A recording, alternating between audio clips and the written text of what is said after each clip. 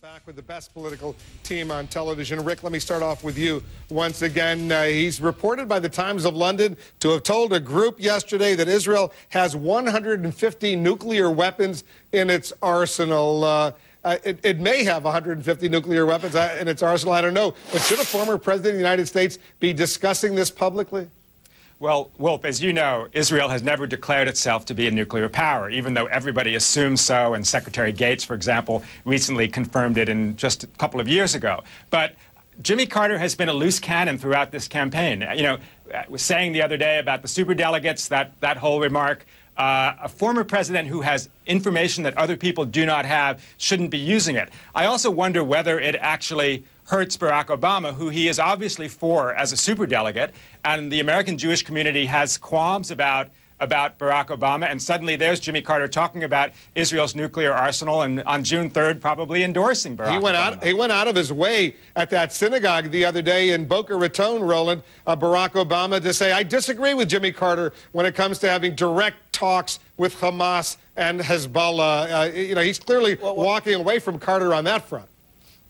Well, first of all, if Hillary Clinton or John Edwards or Joe Biden got the nomination, Jimmy Carter is going to endorse them anyway. So I don't think anybody who is Jewish should somehow hold that against Obama. But here's the issue here. I'm amazed. We sit here as a nation and talk about North Korea, talk about Iran, talk about all these other countries trying to acquire nuclear weapons. Why is it such a big deal if he's simply stating that Israel may have them? Either you have them or you don't. And so we're putting pressure on other countries on that notion. What's the big deal? I don't see why all of a sudden it's like, well, you know, he made the point. The argument, Roland, is that if a president of the United States talks about it and says, you know, Israel has 150 nuclear weapons, that's merely going to fuel the desire of Iran or Syria or even Egypt or Saudi Arabia, for that matter, countries in that part of the world, to try to catch up. It could have the exact opposite effect of what Jimmy Carter would like to see, which is non-proliferation. Of course.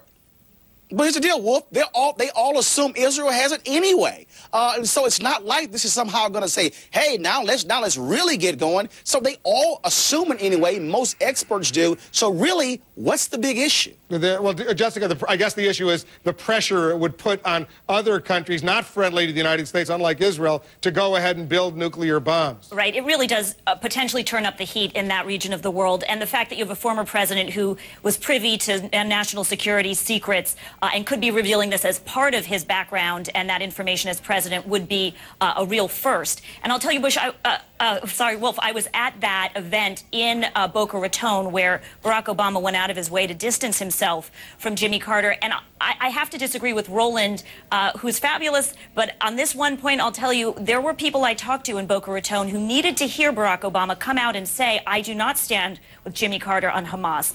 And they need to know that Barack Obama is not as sort of liberal and provocative on this issue as Jimmy Carter is. Even though it might be assumed that he wouldn't take that position, they weren't confident in it. And they need to hear Barack Obama articulate more positions that put him at a respectful distance from the positions that Jimmy Carter takes.